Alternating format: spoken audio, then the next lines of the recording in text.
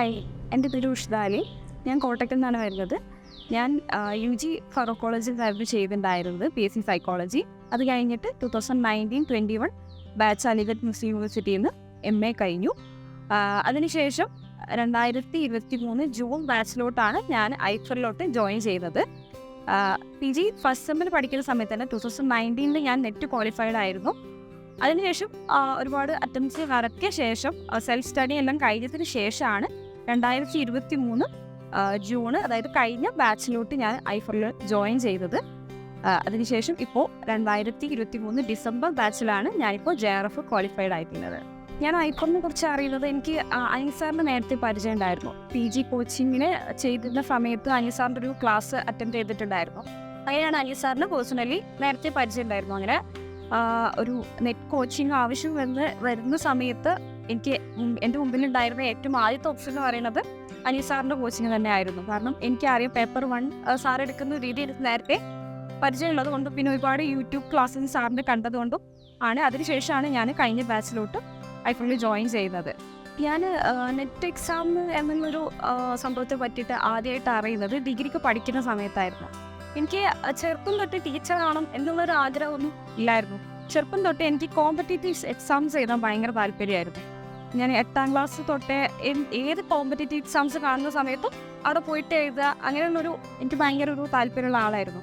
അങ്ങനെയാണ് നെറ്റ് എക്സാമിനെ പറ്റിയിട്ട് അറിയുന്നതും അതിങ്ങനെ ഒരു ടീച്ചിങ് ആപ്റ്റിറ്റ്യൂഡ് ടെസ്റ്റ് ചെയ്യുന്നൊരു എക്സാം ആണ് എന്നുള്ളതും അറിഞ്ഞതിന് ശേഷമാണ് ഈ ഒരു നെറ്റ് എന്താണെന്ന് അതിനെപ്പറ്റി അറിയാൻ ശ്രമിച്ചത്.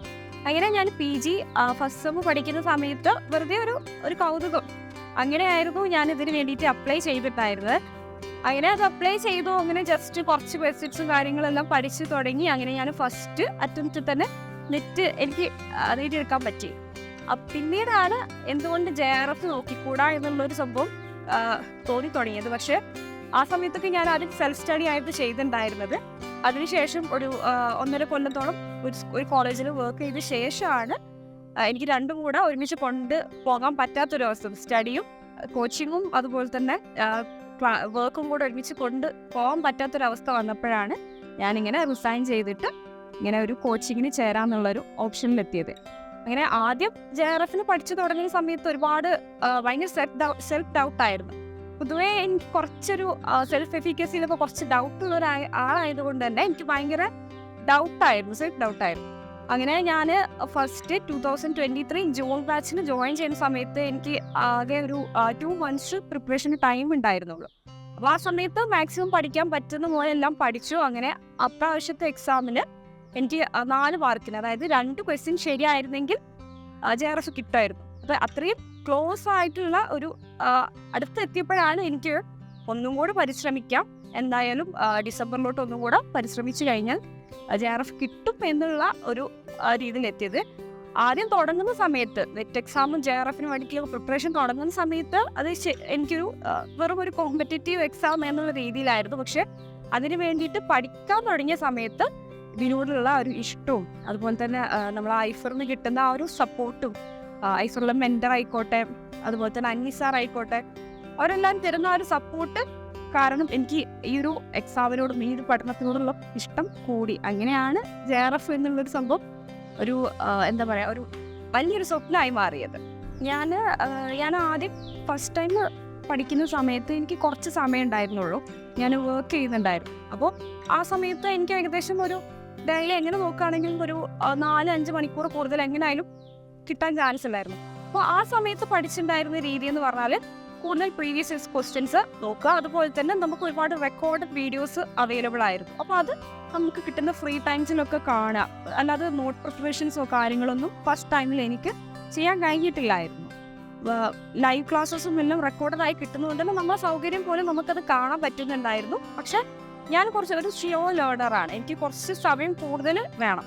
ഒരു വീഡിയോ 1-2 തവണ കണ്ടു കഴിഞ്ഞാൽ അതിലെ കാര്യങ്ങൾ ഓർത്തെടുക്കാൻ കഴിയുള്ളൂ. അതുപോലെ ചെറിയ ചെറിയ ഷോർട്ട് നോട്ട്സ് ഉണ്ടാക്കി വെക്കുന്നത് എൻ്റെ ഒരു ശീലമാണ്. അപ്പോൾ ഫസ്റ്റ് ടൈമിൽ എനിക്ക് അതൊന്നും ചെയ്യാൻ കഴിഞ്ഞില്ലായിരുന്നു. അപ്പോൾ അങ്ങനൊരു ടൈം എനിക്ക് കിട്ടുന്നില്ല എന്ന് മനസ്സിലായത് കൊണ്ടായിരുന്നു ഞാൻ വർക്ക് ചെയ്തിട്ടുണ്ടായിരുന്നു. ഞാൻ നേരത്തെ ജോലി ചെയ്തിട്ടുണ്ടായിരുന്നു. അവിടെ നിന്ന് റിസൈൻ ചെയ്തിട്ട് ഇപ്പോൾ ലാസ്റ്റ് എക്സാമിന് വേണ്ടിയിട്ട് ഫുൾ ടൈമും പഠിക്കാൻ തുടങ്ങിയത്.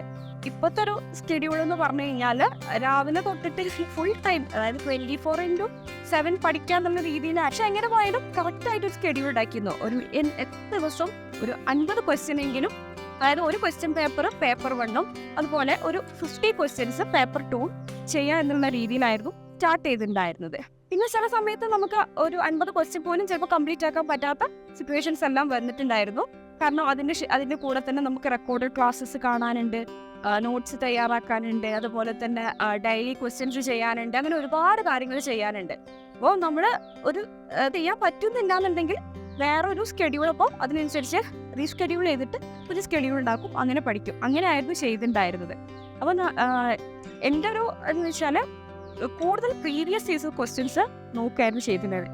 ഒരു ക്വസ്റ്റ്യൻ ഒരു തവണ നോക്കിക്കഴിഞ്ഞിട്ട് അത് അവിടെ വെക്കാതെ അത് വീണ്ടും ഇപ്പോൾ ഒരു ക്വസ്റ്റ്യൻ നോക്കിക്കഴിഞ്ഞു, ഒരു 1 മന്ത് കഴിഞ്ഞിട്ട്, ഇപ്പോൾ നിങ്ങളൊരു 4 മാസം പഠിക്കുന്ന ഒരു സമയം നമുക്കുണ്ട് എന്നുണ്ടെങ്കിൽ അത് 1 മാസം ചെയ്ത് കഴിഞ്ഞാൽ അടുത്ത മാസം ആ ക്വസ്റ്റ്യൻ ഒന്നും കൂടെ റിപ്പീറ്റ് കൂടെ ചെയ്യാം.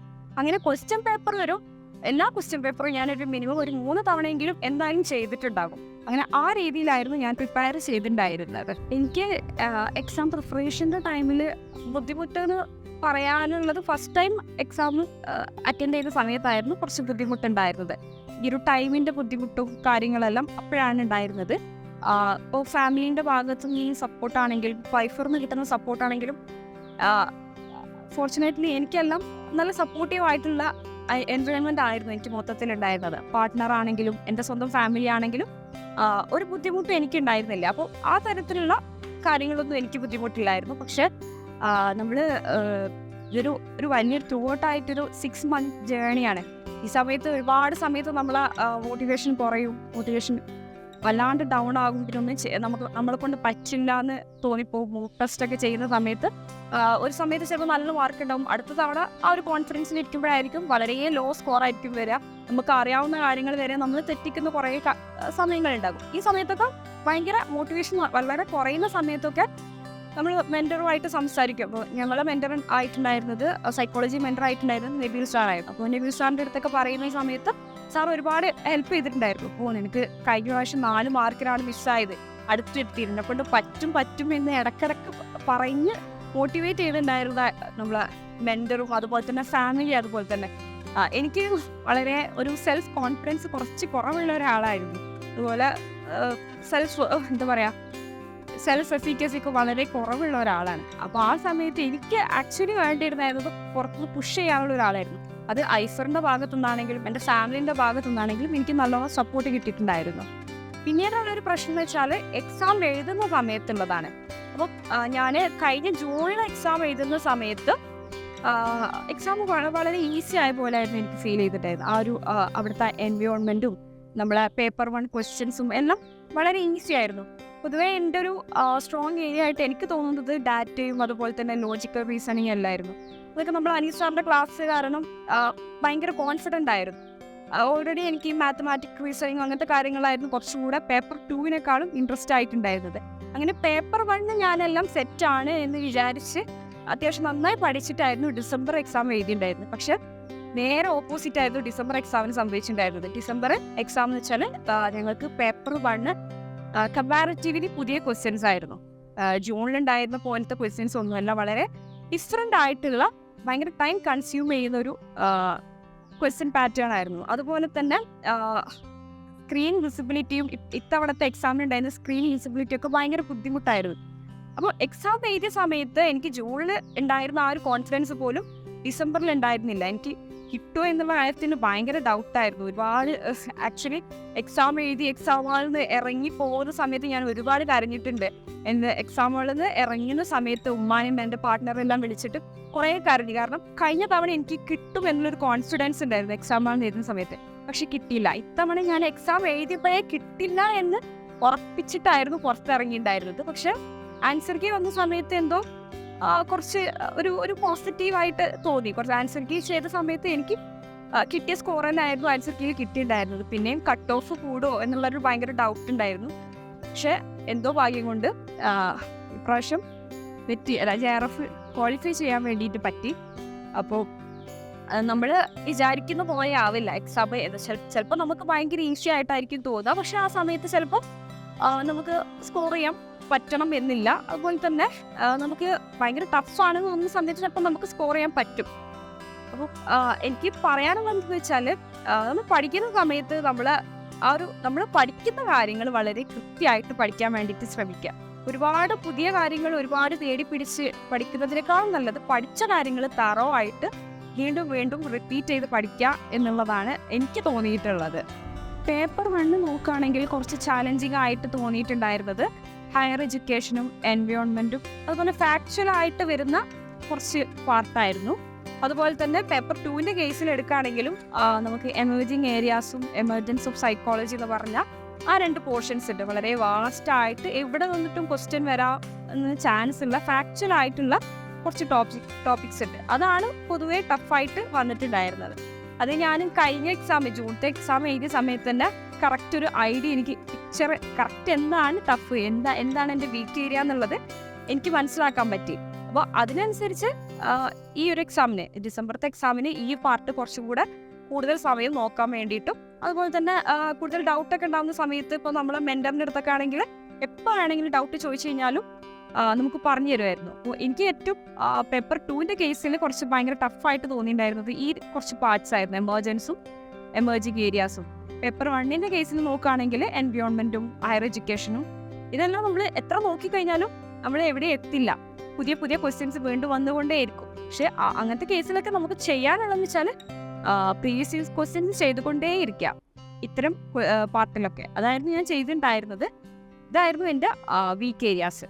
എനിക്ക് അങ്ങനെ റോൾ മോഡൽ എന്ന് പറഞ്ഞാൽ അങ്ങനെ ഒരാളായിട്ട് പറയാനില്ല. നമ്മൾ സപ്പോർട്ട് ചെയ്യുന്ന കുറേ എൻ്റെ ചുറ്റിലുള്ള എല്ലാ ആൾക്കാരും എനിക്ക് നല്ല പോസിറ്റീവ് ആയിട്ടുള്ള ആൾക്കാരാണ്. അല്ലെങ്കിൽ നെഗറ്റീവ് ആയിട്ടുള്ള ആൾക്കാരെ അധികം ഞാൻ അടുപ്പിക്കാറില്ല. അപ്പോൾ എൻ്റെ ഫാമിലി ആയിക്കോട്ടെ, എൻ്റെ പാരൻസ്, സിബ്ലിങ്സ്, അതുപോലെ തന്നെ മാരേജ് കഴിഞ്ഞ ശേഷം പാർട്ട്ണർ ആണെങ്കിലും എല്ലാവരും ഒരേപോലെ സപ്പോർട്ട് ചെയ്യുന്ന ആൾക്കാരാണ്. അപ്പോൾ ഇത്തവണത്തെ ജൂണത്തെ എക്സാമിന് എനിക്ക് പഠിക്കാൻ പറ്റുന്നില്ല എന്ന് കണ്ട സമയത്ത് ഈ റിസൈൻ ചെയ്തോ ഫിനാൻഷ്യൽ സപ്പോർട്ടും കാര്യങ്ങളൊക്കെ തരാൻ എൻ്റെ ഹസ്ബൻഡ് ഉണ്ടായിരുന്നു. ഇനി റിസൈൻ ചെയ്തോ, എൻ്റെ സമയം എടുത്തോ, എനിക്ക് ഇഷ്ടമുള്ള സമയത്രം പഠിച്ചോ എന്ന് പറയാൻ എൻ്റെ പാരൻസും അതുപോലെ തന്നെ എൻ്റെ പാർട്ട്ണറും ഒരുപാട് സപ്പോർട്ട് ചെയ്തിട്ടുണ്ട്. അപ്പോൾ റോൾ മോഡൽ എന്നൊന്നും പറയാനില്ലെങ്കിൽ എന്നെ സപ്പോർട്ട് ചെയ്യുന്ന ഒരുപാട് ആൾക്കാർ എനിക്ക് ചുറ്റിലും ഉണ്ടായിട്ടുണ്ട്. അവരെന്നെയാണ് എൻ്റെ സ്ട്രെങ്ത്തും, അവരെന്നെയാണ് ഇപ്പോൾ എന്നെക്കൊണ്ട് പറ്റുമെന്ന് കണ്ടിന്യൂസ് ആയിട്ട് പറഞ്ഞിട്ടുണ്ടായിരുന്നത് ഈ കുറച്ച് കൂട്ടം ആൾക്കാരായിരുന്നു. ഐഫൽ പ്ലാറ്റ്ഫോം എന്ന് പറയുന്ന സമയത്ത് നമുക്ക് ഒരുപാട് ടൈപ്പ് ഓഫ് മെറ്റീരിയൽസ് ഉണ്ട്. നമുക്ക് വീഡിയോ ലെസൺസ് ആണെങ്കിൽ വീഡിയോ ലെസൺസ് ഉണ്ട്, ലൈവ് ക്ലാസ്സസ് ഉണ്ട്, അതുപോലെ തന്നെ നമുക്ക് പ്രിൻ്റ് ഔട്ട് ആയിട്ട് മെറ്റീരിയൽ തരുന്നുണ്ട്. അങ്ങനെ കുറേ ഓപ്ഷൻസ് ഉണ്ട്. അപ്പം അത് വെച്ചിട്ട് എങ്ങനെയാണ് യൂസ്ഫുൾ ആക്കുക എന്നുള്ളത് അത് നമ്മളുടെ ഒരു കഴിവാണ്. അങ്ങനെയാണ് ഞാൻ വിശ്വസിക്കുന്നത്. ഇപ്പം നമുക്ക് എല്ലാവർക്കും കിട്ടുന്ന റിസോഴ്സും കാര്യങ്ങളെല്ലാം സെയിം ആണ്. പക്ഷെ എല്ലാവരുടെയും ടൈമും എല്ലാവരുടെയും ഇൻ്റലക്ച്വൽ കപ്പാസിറ്റിയും എല്ലാം ഡിഫറെൻ്റ് ആണ്. അപ്പോൾ അതിനനുസരിച്ചിട്ട് നമ്മളിത് യൂസ്ഫുൾ ആക്കുക എന്നുള്ളതാണ്. അപ്പോൾ എൻ്റെ കേസിൽ ഞാൻ ആദ്യം ചെയ്തിട്ടുണ്ടായിരുന്നത് ഐഫോൺ വീഡിയോ ലെസൺസ്. അപ്പോൾ ഞാൻ ഈ ഒരു ഡിസംബറത്തെ എക്സാമിന് ഏകദേശം ജൂണത്തെ എക്സാം കഴിഞ്ഞ ഉടനെ തന്നെ പഠിക്കാൻ വേണ്ടി തുടങ്ങിയിട്ടുണ്ടായിരുന്നു. അപ്പോൾ ആ സമയത്ത് ലൈവ് ക്ലാസ്സസ് തുടങ്ങുന്നതിൻ്റെ അറ്റ്ലീസ്റ്റ് ഒരു 2 months എങ്കിലും ആ ഒരു ഗ്യാപ്പ് എനിക്ക് കിട്ടിയിട്ടുണ്ടായിരുന്നു. അപ്പോൾ ഈ സമയത്ത് ഓൾമോസ്റ്റ് എല്ലാ വീഡിയോ ലെസൺസും ഞാൻ കവർ ചെയ്തിട്ടുണ്ടായിരുന്നു. അത് കവർ ചെയ്തിട്ട് എനിക്ക് നോട്ട് ചെയ്യണമെന്ന് തോന്നുന്ന കാര്യങ്ങൾ ഞാനൊരു ഷോർട്ട് നോട്ട് ആക്കിയിട്ട് ഉണ്ടാക്കി വെച്ചിട്ടുണ്ടായിരുന്നു. അതിനുശേഷം ലൈവ് ക്ലാസ്സസ് വരുന്ന സമയത്ത് നമുക്ക് ഒരുപാട് ഡൗട്ട്സ് ഉണ്ടാകും. ഇപ്പോൾ ലൈവ് ക്ലാസ്സസിൽ വരുന്ന നമ്മൾ സൈക്കോളജിയിൽ നോക്കുകയാണെങ്കിലും റിസർച്ച് മെത്തഡോളജിയിൽ ഒരുപാട് ഡൗട്ട്സ് ഉണ്ടായിരുന്നു. അതെല്ലാം നമ്മൾ ഫറാൻ സാറ് ക്ലിയർ ചെയ്തിട്ടുണ്ടായിരുന്നു. അതുപോലെ തന്നെ പേഴ്സണാലിറ്റിൻ്റെ കേസിൽ നോക്കുകയാണെങ്കിൽ സ്വാതി മാം. അപ്പോൾ ഇവരുടെ അടുത്തൊക്കെ ഡൗട്ട്സ് ചോദിച്ചിട്ട് എന്തെങ്കിലും കൂടുതൽ അഡീഷണൽ ആയിട്ട് ആഡ് ചെയ്യാനുണ്ടെങ്കിൽ അത് ആഡ് ചെയ്യും. പിന്നെ ഇതിൻ്റെ കൂടെ തന്നെ ഡെയിലി PYQ എന്ന് പറഞ്ഞൊരു സംഭവം ഉണ്ടായിരുന്നു, ഡെയിലി ക്വസ്റ്റ്യൻസ്.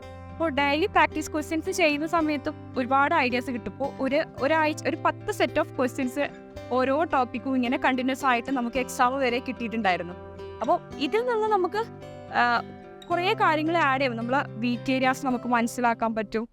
അതുപോലെ തന്നെ എവിടെയാണ് നമ്മൾ കൂടുതൽ ഫോക്കസ് ചെയ്യേണ്ടതെന്ന് മനസ്സിലാക്കാൻ പറ്റും. അപ്പോൾ ഈ ഡയറി ക്വസ്റ്റ്യൻസും അതുപോലെ തന്നെ PYQ ഒക്കെ ചെയ്യുന്ന സമയത്ത് കിട്ടുന്ന പോയിന്റ്സ് നമ്മൾ ഇതിലേക്ക് ആഡ് ചെയ്യും. ഇപ്പം ഞാൻ ചെയ്തിട്ടുണ്ടായിരുന്നു വെച്ചാൽ ആദ്യം വീഡിയോ ലെസൺസ് കാണും, അതിൽ നിന്ന് കുറച്ച് നോട്ട്സ് ഉണ്ടാക്കും. ഈ നോട്ട്സിലിട്ട് പിന്നീട് നമുക്ക് കിട്ടുന്ന പോയിന്റ്സ് ആഡ് ചെയ്യും.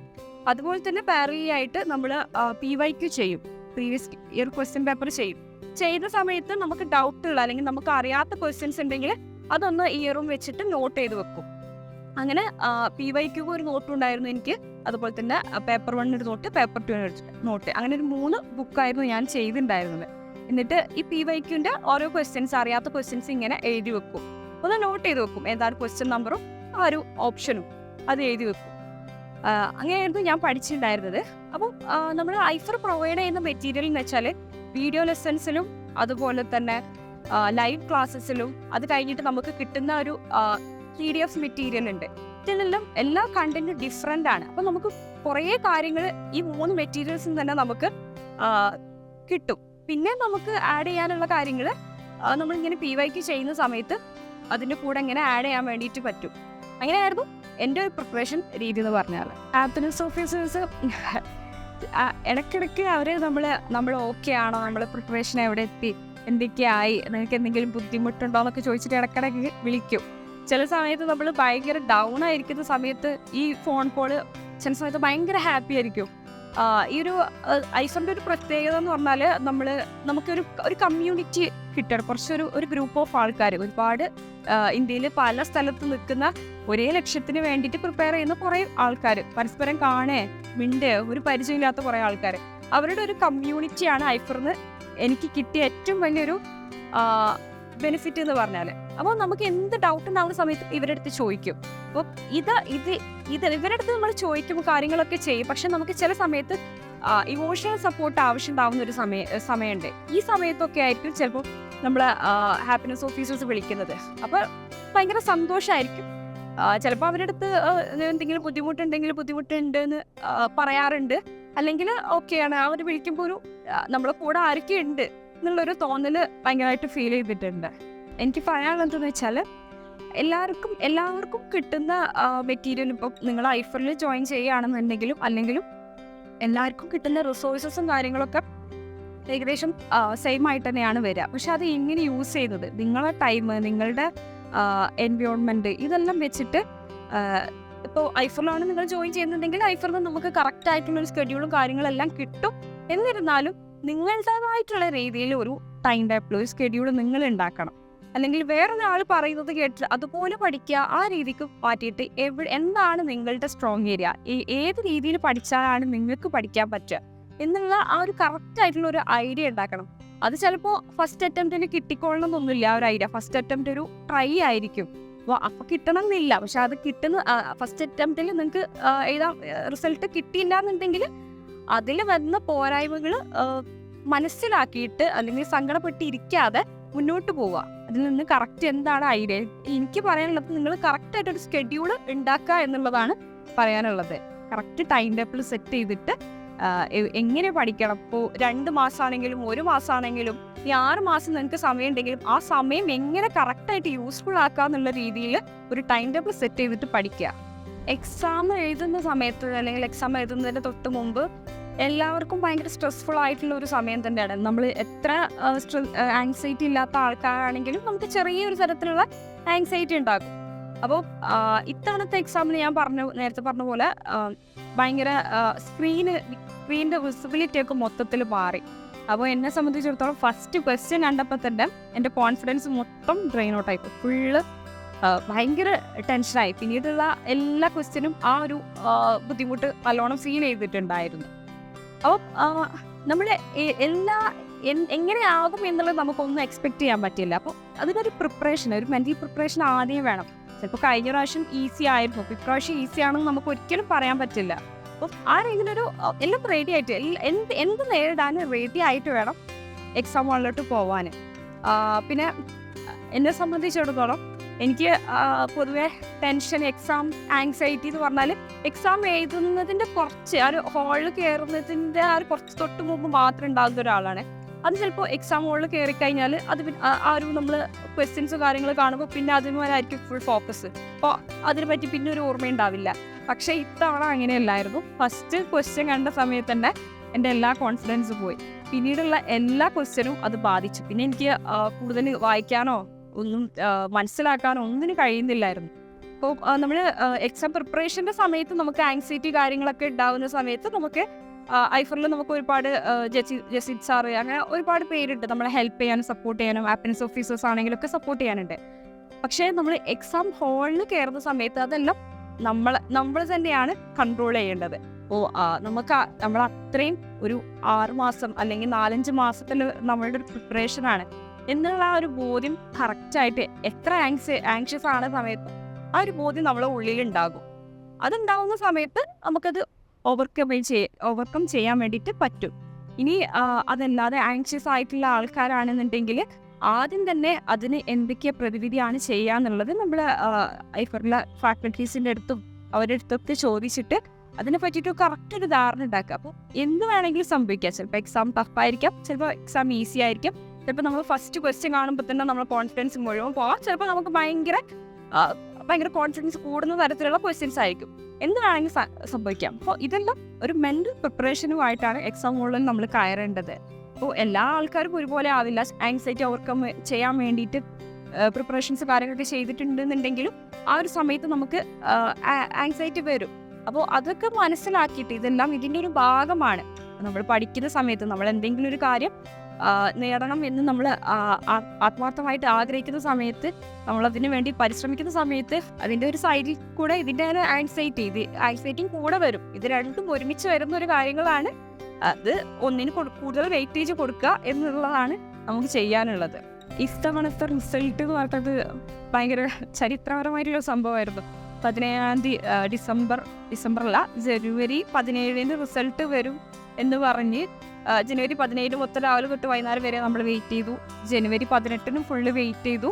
എന്നിട്ടും വെയിറ്റ് ചെയ്ത് ഇന്ന് വരില്ല എന്ന് വിചാരിച്ച് ഞാൻ രാത്രി കിടന്നുറങ്ങി. രാവിലെ ഒരു 6 മണിയായിട്ട് എണീറ്റ സമയത്താണ് റിസൾട്ട് വന്നത് എന്നുള്ളത് അറിഞ്ഞത്. അപ്പോൾ 2 ദിവസം ഭയങ്കര സ്ട്രെസ്ഫുൾ ആയിട്ടായിരുന്നു റിസൾട്ട് വെയിറ്റ് ചെയ്തിട്ടുണ്ടായിരുന്നത്. പിന്നെ ഇനി വരുന്നിടത്ത് വെച്ച് കാണാമെന്ന് വിചാരിച്ച് കിടന്നുറങ്ങി. അങ്ങനെ രാവിലെ എണീറ്റ സമയത്താണ് റിസൾട്ട് വന്നെന്നുള്ളൊരു സംഭവം കണ്ടത്. അപ്പം രാവിലെ എണീറ്റ് ബെഡിൽ നിന്ന് ഇങ്ങനെ ഫോൺ എടുത്ത സമയത്താണ് റിസൾട്ട് വന്നത്. അപ്പോൾ ആ ഒരു കിടത്തത്തിൻ്റെ ആയിരുന്നു ഫോൺ എടുത്ത് നോക്കിയ സമയത്ത് ഭയങ്കര സ്ട്രെസ്ഫുൾ ആയിട്ടായിരുന്നു നോക്കിയിട്ടുണ്ടായിരുന്നത്. അങ്ങനെ നോക്കിയ സമയത്ത് JRF ക്വാളിഫൈഡ് ആയിരുന്നു. ഭയങ്കര ഹാപ്പി മൊമെൻ്റ് ആയിരുന്നു. ആദ്യം തന്നെ എൻ്റെ അടുത്ത് പാർട്ട്ണറിൻ്റെ അടുത്ത് പറഞ്ഞു, ഉമ്മാക്ക് വിളിച്ചു, ഉപ്പാക്ക് വിളിച്ചു. എല്ലാവരും ഭയങ്കര ഹാപ്പി ആയിരുന്നു. കാരണം ഞാനൊരു ഏകദേശം കഴിഞ്ഞ ജൂൺ തൊട്ടിട്ട്, അതായത് ഏകദേശം ഒരു 9 മാസത്തോളമായിട്ടുള്ള ഒരു പ്രിപ്പറേഷൻ ആയിരുന്നു. അപ്പോൾ അവർക്കറിയാം ഞാൻ എങ്ങനെയായിരുന്നു പഠിച്ചിട്ടുണ്ടായിരുന്നത്. അപ്പോൾ എന്നെക്കാളും കൂടുതൽ ഹാപ്പി ആയിട്ടുണ്ടായിരുന്നത് എൻ്റെ ചുറ്റുള്ള ആൾക്കാരായിരുന്നു. എൻ്റെ പാരൻസും അതുപോലെ തന്നെ പാർട്ട്ണറും എൻ്റെ സിബ്ലിങ്സ് എല്ലാം ആയിരുന്നു. സത്യം പറഞ്ഞാൽ അതായിരുന്നു എൻ്റെ ഏറ്റവും ഹാപ്പി മൊമെൻറ്റ്. എനിക്ക് കിട്ടി എന്നതിനേക്കാളും അവരെല്ലാവരും ഭയങ്കര ഹാപ്പി ആയിരുന്നു. എനിക്ക് വേണ്ടിയിട്ട് അവരെല്ലാവരും എൻ്റെ കൂടെ സപ്പോർട്ട് ചെയ്ത എല്ലാവരും എനിക്ക് വേണ്ടിയിട്ട് ഭയങ്കര ഹാപ്പി ആയിരുന്നു. അല്ലെങ്കിൽ അവരെ എനിക്ക് ഹാപ്പി ആക്കാൻ വേണ്ടിയിട്ട് പറ്റി. അതായിരുന്നു ഏറ്റവും ഹാപ്പി ആയിട്ടുള്ളൊരു കാര്യം. അപ്പോൾ എനിക്കറിയാം ഇനിയിപ്പോൾ JRF കിട്ടി കഴിഞ്ഞിട്ടും PhD കിട്ടുക എന്നുള്ളത് കുറച്ച് ലെങ്തി ആയിട്ടുള്ളൊരു പ്രോസസ്സ് തന്നെയാണ്. നമ്മൾ തീസിസ് അവർ അപ്രൂവ് ചെയ്യണം, അങ്ങനെ ഒരുപാട് കാര്യങ്ങൾ കിട്ടും. പക്ഷെ ഈ ഒരു അച്ചീവ്മെൻ്റ് ഉണ്ട്, നമുക്ക് നമ്മളുടെ ചുറ്റുള്ള ആൾക്കാരെ ഹാപ്പി ആക്കാൻ പറ്റുക എന്നുള്ളൊരു അച്ചീവ്മെൻ്റ് ഉണ്ടായിരുന്നു. അത് തന്നെയായിരുന്നു ഏറ്റവും ഹാപ്പി ആയിട്ടുള്ളൊരു കാര്യം. ഇനി ഇപ്പോൾ JRF ക്വാളിഫൈഡായി ഇനി ചെയ്യുന്നത് എന്താണെന്ന് വെച്ചാൽ ഇനി തീസീസ് ഇപ്പോൾ റെഡി ആക്കിക്കൊണ്ടിരിക്കുകയാണ്. അതിൻ്റെ ഒരു പ്രിപ്പറേഷനും കാര്യങ്ങളൊക്കെയാണ്. അപ്പോൾ ഇനി യൂണിവേഴ്സിറ്റീസ് എക്സാം വിളിക്കുന്ന സമയത്ത് അപ്ലൈ ചെയ്യണം. എന്നിട്ട് അല്ലെങ്കിൽ ഡയറക്റ്റായിട്ട് തീസീസ് കൊണ്ട് അവരുടെ അടുത്ത് പോയിട്ട് അവർ അപ്രൂവ് ചെയ്യണം. അപ്പോൾ കുറച്ച് സമയമെടുക്കുന്നൊരു പ്രോസസ്സാണ്. എന്നിരുന്നാലും ഇനി JRF കിട്ടിയല്ലോ, ഇനി ഇതൊക്കെ ഈസി ആകും എന്നുള്ളൊരു കോൺഫിഡൻസോടെ മുന്നോട്ട് പോകുന്നു. പേപ്പർ 1 ഇത്ര സിമ്പിളായിട്ട്, അതായത് ലോജിക്കൽ റീസണിങ് ആയിക്കോട്ടെ, ഡാറ്റ ഇൻ്റർപ്രിട്ടേഷൻ ആയിക്കോട്ടെ, ഇപ്പോൾ നമുക്ക് കിട്ടാവുന്ന എല്ലാ പ്രീവിയസ് ഇയേഴ്സ് ക്വസ്റ്റ്യൻ പേപ്പേഴ്സും നമ്മൾ കവർ ചെയ്തിട്ടുണ്ടായിരുന്നു. സബിത മാമിൻ്റെ കമ്മ്യൂണിക്കേഷനും ടീച്ചിങ് ആപ്റ്റിറ്റ്യൂഡൊക്കെ അവർ ഭയങ്കര സിമ്പിളായിട്ട് ഇനി ക്വസ്റ്റ്യൻസ് ഒന്നും വരാനില്ല എന്നുള്ളത്, ഇതിൻ്റെ പുറത്തോട്ട് ഇനി ഒറ്റ ക്വസ്റ്റ്യൻസ് വരാനില്ല എന്നുള്ള രീതിയിൽ എല്ലാ ക്വസ്റ്റ്യൻസും നമ്മൾ കവർ ചെയ്തിട്ടുണ്ടായിരുന്നു. അതുപോലെ തന്നെ അനീസാറിൻ്റെ നമ്മളെ 5 AM JRF ക്ലബ്ബ്, അത് ഭയങ്കര ഒരു യൂസ്ഫുൾ ആയിട്ടുള്ളൊരു കാര്യമാണ്. അപ്പോൾ നമ്മൾ മടി പിടിച്ചിരിക്കുന്ന സമയത്താണെങ്കിൽ പോലും ക്യാമറ ഓൺ അല്ലാതെ നമുക്ക് ക്ലാസ്സിലിരിക്കാൻ കഴിയില്ല.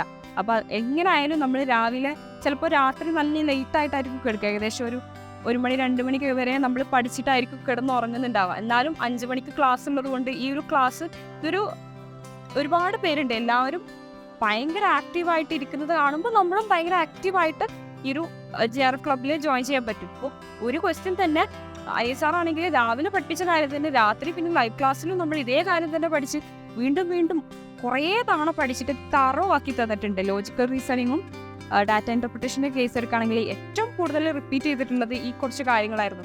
അതുതന്നെ ഈ സംഭവങ്ങൾ ഭയങ്കര ഈസി ആയിരുന്നു. ഈ ഒരു പേപ്പർ 1 കേസിൽ നമ്മൾ ഭയങ്കര കോൺഫിഡൻ്റ് ആയിരുന്നു. ഈ കുറച്ച് കാര്യങ്ങൾ നമ്മളെ കൊണ്ട് ചെയ്യാൻ പറ്റും എന്നുള്ളൊരു കോൺഫിഡൻസ് നല്ലോണം ഉണ്ടായിരുന്നു. പിന്നെ പറയുകയാണെങ്കിൽ പേപ്പർ 2 കേസിൽ എടുക്കുകയാണെങ്കിൽ നമ്മൾ മെൻറ്റർ ഒരുപാട് ഹെൽപ്പ് ചെയ്തിട്ടുണ്ടായിരുന്നു. ഏത് സമയത്ത് ഡൗട്ട് ചോദിക്കുകയാണെങ്കിലും അവർ അറിയുന്ന കാര്യങ്ങളാണെങ്കിൽ അപ്പം തന്നെ പറഞ്ഞുതരും, അല്ലെങ്കിൽ കുറച്ച് നോക്കിയിട്ട് പറഞ്ഞു തരാമെന്ന് പറഞ്ഞിട്ട് പെട്ടെന്ന് തന്നെ എല്ലാ ഡൗട്ട്സും അവർ ക്ലിയർ ചെയ്ത് തന്നിട്ടുണ്ടായിരുന്നു. ഫസ്റ്റ് ടൈം നെറ്റ് കിട്ടിയ സമയത്ത് ഞാൻ 2019 അതായത് PG ഫസ്റ്റ് സെം പഠിക്കുന്ന സമയത്തായിരുന്നു നെറ്റ് കിട്ടിയിട്ടുണ്ടായിരുന്നു. ആ സമയത്ത് എനിക്ക് തോന്നിയിട്ടുണ്ടായിരുന്നു നെറ്റ് കുറച്ച് ഈസി ആയിട്ടുള്ളൊരു കാര്യമാണ്, അങ്ങനെയൊക്കെ ആയിരുന്നു ഞാൻ വിചാരിച്ചിട്ടുണ്ടായിരുന്നത്. അതിനുശേഷം പിന്നീട് 2 തവണ ഞാൻ സെൽഫ് സ്റ്റഡി ആയിട്ട് എക്സാം അറ്റംപ്റ്റ് ചെയ്തിട്ടുണ്ടായിരുന്നു. ആ 2 സമയത്തും എനിക്ക് കിട്ടിയില്ല. അപ്പോഴാണ് ഇതിൻ്റെ ഒരു സീരിയസ്നെസ് എനിക്ക് കുറച്ചുകൂടെ കൂടുതലായിട്ട് മനസ്സിലാവാൻ തുടങ്ങിയത്.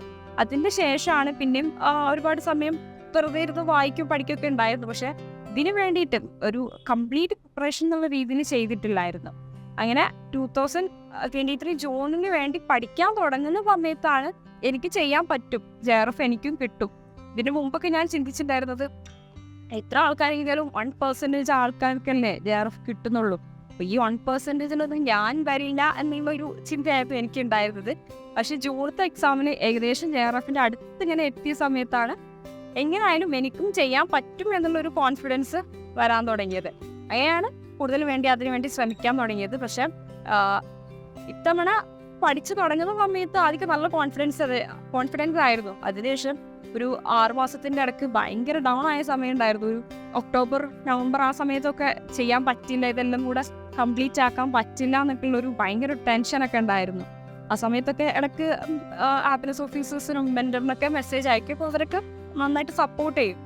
അങ്ങനെ പിന്നെ പഠിച്ചു തുടങ്ങി. പിന്നെ നമ്മളെ ARF എക്സാം ഉണ്ടായിരുന്നു. അപ്പോൾ ആ എക്സാം എഴുതിയ സമയത്ത് വീണ്ടും ഒരു ഹോപ്പ് ഉണ്ടായിരുന്നു. അതുപോലെ മെഗാ മോക്ക് ടെസ്റ്റുകൾ ഉണ്ടായിരുന്നു. എല്ലാ വീക്കും മെഗാ മോക്ക് ടെസ്റ്റ് ഒക്കെ ഉണ്ടാകുന്ന സമയത്ത് ചില സമയത്ത് നല്ല കോൺഫിഡൻ്റ് ആയിരിക്കും, ചില സമയത്ത് ഒട്ടും കോൺഫിഡൻ്റ് ആവില്ല. അങ്ങനെ ഒരു എന്താ പറയുക, ഒരു സൈക്കിളായിരുന്നു. ചിലപ്പോൾ ഭയങ്കര നമ്മളെ കൊണ്ട് പറ്റും എന്നുള്ളൊരു തോന്നലായിരിക്കും, ചില സമയത്ത് പറ്റില്ല എന്നുള്ളത്. അൾട്ടിമേറ്റ് ആയിട്ട് നോക്കുകയാണെങ്കിൽ ഇതെന്തായാലും നേടിയെടുക്കണം എന്നുള്ളൊരു സംഭവം നമ്മുടെ ഉള്ളിലുണ്ടായിരുന്നു. കാരണം നമ്മൾ ഇതിന് വേണ്ടിയിട്ട് ഇറങ്ങി തിരിച്ചതാണ്. അപ്പോൾ ആദ്യമൊന്നും പറ്റില്ല എന്നുള്ളൊരു സംഭവമായിരുന്നു. പക്ഷെ നമ്മൾ പഠിച്ചു തുടങ്ങിയപ്പോൾ നമ്മൾ അനിസാറ് പറയുന്ന പോലെ നമ്മൾ ഈ രാവിലെ എണീറ്റിട്ട് ഇന്ത്യയിൽ ആരും ഈ സമയത്തിരുന്ന് പഠിക്കുന്നുണ്ടാവില്ല എന്നൊക്കെ പറയും സാറ് ക്ലാസ് എടുക്കുന്ന സമയത്ത്. നിങ്ങൾ മാത്രമേ രാവിലെ 5 മണിക്കും രാത്രി 2 മണിക്കും അങ്ങനെയൊക്കെ 24 hours ഇരുന്ന് പഠിക്കുന്ന ആൾക്കാർ നിങ്ങൾ മാത്രമേ ഉണ്ടാവുള്ളൂ എന്നൊക്കെ പറഞ്ഞ് സാർ ഇങ്ങനെ കോൺഫിഡൻസ് തരും. അങ്ങനെയൊക്കെ തന്നെയാണ്. അങ്ങനെയൊക്കെ പഠിച്ചത് കൊണ്ട് തന്നെ ആയിരിക്കാം JRF കിട്ടിയെന്നുള്ളതാണ് ഞാൻ വിശ്വസിക്കുന്നത്. PGക്ക് പഠിക്കുന്ന സമയത്ത് ഇതിനെ പറ്റി കറക്റ്റ് ലക്ഷ്യബോധമുള്ള ആൾക്കാർക്കാണെങ്കിൽ ഇതിന് കൂടെ തന്നെ നമുക്ക് പ്രിപ്പറേഷൻ കൊണ്ടുപോകാൻ പറ്റും. അല്ലാത്ത ആൾക്കാർക്കാണെങ്കിൽ നമ്മളിത് കഴിഞ്ഞിട്ടായിരിക്കും സ്റ്റാർട്ട് ചെയ്യുന്നുണ്ടാവുക. അപ്പോൾ നമ്മൾ PGക്ക് പഠിക്കുന്ന കാര്യങ്ങളും നെറ്റിന് പഠിക്കുന്ന കാര്യങ്ങളും എൻ്റർലി ഡിഫറെൻ്റ് ആണ്. അപ്പം നമ്മൾ പലരും പല യൂണിവേഴ്സിറ്റിയിലാണ് പഠിക്കുന്നത്, പല സിലബസ് ആയിരിക്കും ഉണ്ടാവുക.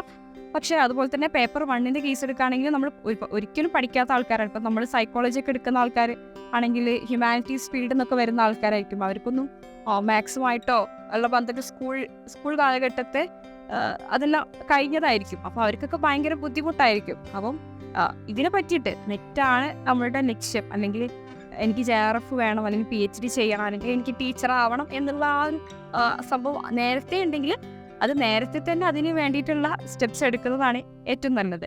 അപ്പോൾ PGയും നമ്മളെ നെറ്റിൻ്റെയും സബ്ജക്റ്റ് എന്ന് പറഞ്ഞു കഴിഞ്ഞാൽ പേപ്പർ 1 കേസ് വരുന്നത് കൊണ്ട് തന്നെ ഡിഫറെൻ്റ് ആണ്. പേപ്പർ 1 നമുക്ക് വളരെ പല തരത്തിലുള്ള ഇൻ്റലിജൻസ് ലെവലിലുള്ള ആൾക്കാരുള്ളതാണ്. അപ്പം പേപ്പർ 1 ഒക്കെ പഠിക്കാൻ തുടങ്ങുകയെന്നുണ്ടെങ്കിൽ നേരത്തെ തന്നെ PGയുടെ കൂടെ തന്നെ പഠിക്കാൻ തുടങ്ങുകയാണെങ്കിൽ അതാണ് ഏറ്റവും നല്ലത്.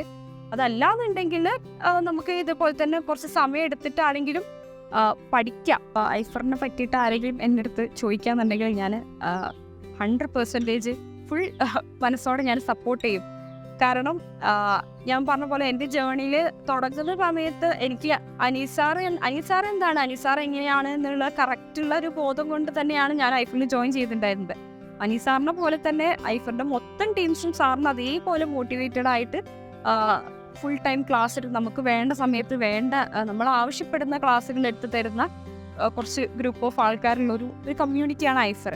അപ്പം ഞാൻ ആരോടും എന്നോട് ചോദിക്കുകയാണെങ്കിൽ എന്തായാലും ഞാൻ ഐഫർ സപ്പോർട്ട് ചെയ്യും. കാരണം എനിക്ക് ഭയങ്കര ഹെൽപ്ഫുൾ ആയിരുന്നു. ഈ പറഞ്ഞ പോലെ ഐഫറിൻ്റെ മെറ്റീരിയൽസ് ആണെങ്കിലും വീഡിയോ ലെസൺസ് ആണെങ്കിലും അതുപോലെ തന്നെ നമ്മളെ 5 AM JRF ക്ലബ്ബ്, അതുപോലെ രാത്രി 10 മണിക്കും 11 മണിക്കുള്ള ലൈവ്, അതുപോലെ റിവിഷൻ എക്സാമിൻ്റെ ഒരാഴ്ച മുമ്പ് എല്ലാ നമ്മൾ സബ്ജക്റ്റ് പേപ്പർ 2 ആണെങ്കിലും പേപ്പർ 1 ആണെങ്കിലും നമുക്ക് കിട്ടുന്ന റിവിഷൻ ക്ലാസ്സസ് ഒക്കെ ഭയങ്കര ഹെൽപ്ഫുൾ ആയിരുന്നു. അപ്പോൾ ഞാൻ എന്തായാലും ഐഫറിനെ ഫുള്ളായിട്ട് സപ്പോർട്ട് ചെയ്യും. പിന്നെ ഏത് കോച്ചിങ്ങിന് ജോയിൻ ചെയ്യുകയാണെങ്കിലും ഇവിടെ ആണ് നിങ്ങൾ ജോയിൻ ചെയ്യുന്നുണ്ടെങ്കിലും അത് ഒരു കോച്ചിങ് കൊണ്ട് അല്ലെങ്കിൽ അവർ തരുന്നൊരു മെറ്റീരിയൽ അല്ലെങ്കിൽ അവർ തരുന്ന ലേണിംഗ് മെറ്റീരിയൽ കൊണ്ട് മാത്രം പഠിച്ചിട്ട് കിട്ടും എന്ന് ഞാൻ പറയുന്നില്ല. കാരണം ഇത് നമ്മളുടെയും കൂടെ ഒരു എഫേർട്ട് എടുക്കണം. നമ്മളുടെ ഒരു ഫുള്ളും അതുപോലെ തന്നെ അവരുടെ സപ്പോർട്ടും കൂടെ ഉണ്ടാകുമ്പോഴേ നമുക്ക് കിട്ടും എന്നുള്ളതാണ് ഞാൻ വിശ്വസിക്കുന്നത്. ഐഫർ ബിയോണ്ട് പ്രോമിസ്, അത് ശരിക്കും ബിയോണ്ട് പ്രോമിസ് തന്നെയാണ് ഐഫർ. ഇപ്പോൾ ഞാൻ നേരത്തെ പറഞ്ഞ പോലെ നമ്മളെ 5 AM JRF ക്ലബ്ബ് അതൊന്നും ആരും നമുക്ക് പ്രൊവൈഡ് ചെയ്യുന്ന എനിക്ക് തോന്നുന്നില്ല. നമ്മൾ പറയണം സാറേ ഞങ്ങൾക്ക് ഈ ഒരു ഭാഗമാണ് ടഫായിട്ടുള്ളത്, നാളെ ഞങ്ങൾക്ക് ഈ ഒരു പോർഷൻ ക്ലാസ് എടുത്ത് തരുമോ ചോദിച്ചാൽ സാറേ ഒന്ന് ഞാൻ ഡിസ്കസ് ചെയ്യട്ടെ, അല്ലെങ്കിൽ ഞാനൊന്ന് മെറ്റീരിയൽ റെഡി ആക്കട്ടെ, എന്നിട്ട് നമുക്ക് നാളെ ചെയ്യാം, അല്ലെങ്കിൽ എനിക്കിത് അറിയുന്നില്ല എന്ന് പറഞ്ഞ് സാറിൻ്റെ അടുത്ത് മെസ്സേജ് അയച്ചു കഴിഞ്ഞാൽ പെട്ടെന്ന് റിപ്ലൈ തന്നില്ലെങ്കിലും സാറിൻ്റെ തിരക്കുകളെല്ലാം കഴിഞ്ഞിട്ട് നമുക്ക് റിപ്ലൈ തരും. അപ്പം ഐഫർ അനീസാറിൻ്റെ കേസ് എടുക്കുകയാണെങ്കിലും അതുപോലെ തന്നെ എനിക്ക് ഏറ്റവും കൂടുതൽ പറയാനുള്ളത് ഫറാൻ സാറിൻ്റെ കേസിനാണ്. റിസർച്ച് മെത്തഡോളജി, അതുപോലെ തന്നെ പേപ്പർ 1 പേപ്പർ 2 റിസർച്ച് അത്യാവശ്യം വളരെ ഇമ്പോർട്ടൻ്റ് ആയിട്ടുള്ള ടോപ്പിക്കാണ്. അപ്പം ഏത് സമയത്ത് ഫറാൻ സാറിൻ്റെ അടുത്തൊക്കെ ഞാൻ ഒരുപാട് ഡൗട്ട് ചോദിച്ച് ബുദ്ധിമുട്ടിച്ചിട്ടുണ്ട്. അപ്പോൾ സാറിൻ്റെ അടുത്ത് ചോദിക്കുമ്പോൾ സാർ അപ്പം തന്നെ കാര്യങ്ങൾ ഡീറ്റെയിൽ ആയിട്ട്, സാറ് വളരെ തിരക്കുള്ള ഒരാളാണ്, പക്ഷേ എന്നാലും കാര്യങ്ങളെല്ലാം പറഞ്ഞ് വളരെ സിമ്പിളാക്കിയിട്ട് പറഞ്ഞു തരാൻ ഈ 2 പേരും എന്നെ ഏറ്റവും കൂടുതൽ ഇതിൽ സപ്പോർട്ട് ചെയ്തിട്ടുണ്ട്. ഞങ്ങളുടെ മെൻ്ററായിട്ടുള്ള നബീൽ സാറും അതുപോലെ തന്നെ ഫറാൻ സാറും അനീസ് സാറും ആയിരുന്നു. അപ്പോൾ ഇവരുടെ അടുത്തു നിന്നെല്ലാം ബിയോണ്ട് പ്രോമിസ് തന്നെയാണെന്നാണ് എനിക്ക് പറയാനുള്ളത്.